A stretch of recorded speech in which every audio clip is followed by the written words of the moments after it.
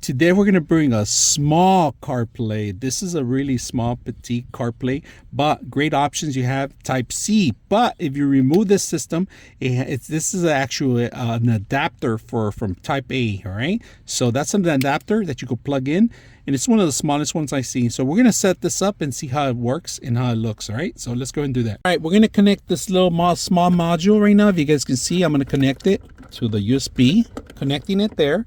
And we're going to see if we can sync it up on our phone right now. It's going to come up in a bit. So let's do the phone. This one automatically came up. Now we're going to look for the Bluetooth connection. All right, go ahead and look for this Bluetooth connection. Okay, once we have it connect, give it a couple minutes and it's going to connect automatically. And there it is. Now this whole system, you can do pretty much anything you want, and including navigation system, but it does not have Netflix or YouTube on it.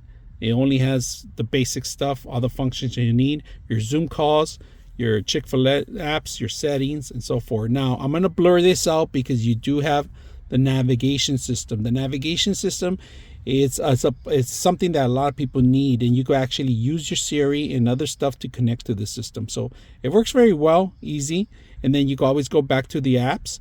You have your play music, sync music, and your audios, and the phone calls coming in. Everything's going to sync through the phone automatically. So this module is connected here.